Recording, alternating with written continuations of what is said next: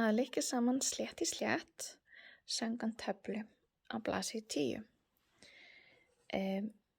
Samkvæmt töflunni þá setjum við annað stykkið hérna á fremri prjón og seinna stykkið á aftari prjón og pössum að við sjáum sléttapartinn af því að hann á að fara hérna saman. Og þá byrjum við bara að fara í fyrsta dálkinn og fyrsti dálkurinn segir okkur að við eigum að fara í fremri prjónin, fyrstu leggju í brauðið. Og þá förum við eins og við ætlum að fara að prjóna brauðið, þá förum við hérna aftan í og drögum hérna í gegn. Pössum að halda hérna smá spotta.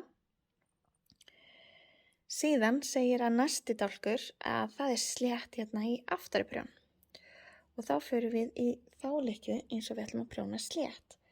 Förum hérna framan í og drögum í gegn. Núna segir að næsta leggja sé slétt sleppa í fremri prjón.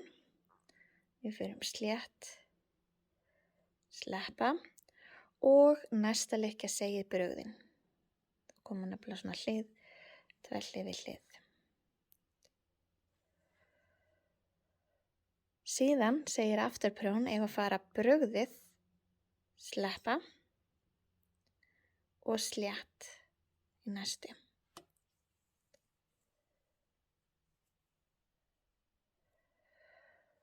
Síðan eigum við endurtaka frá því að gera slétt, sleppa, brugðið í næstu.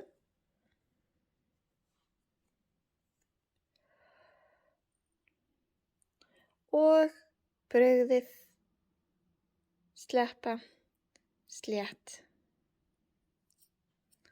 í aftari. Endurtökum einu sinni enn. Slétt í fremri, sleppa og brugðið næstu.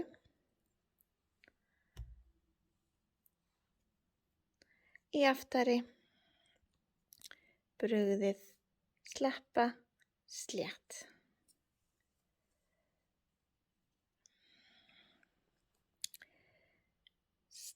Fremri, slétt, sleppa, brugðið.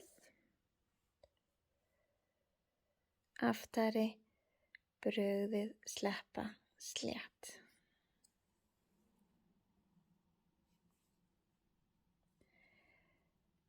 Slétt, sleppa, brugðið.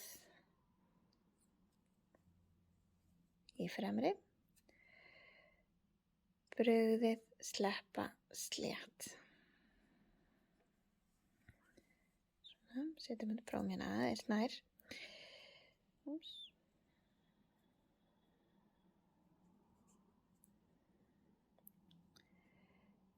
Slétt, sleppa, brugðið.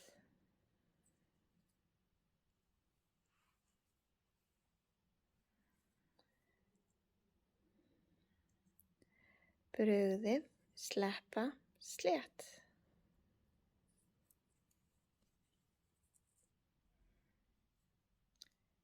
Slétt, sleppa, brugðið.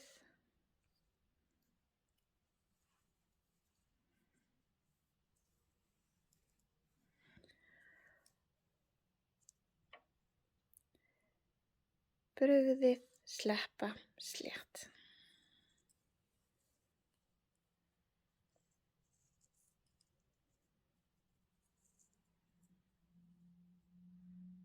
Svo pössum við að toga vel þannig að lykkjuna verða kannski ekki alveg svona stóra eins og hjá mér.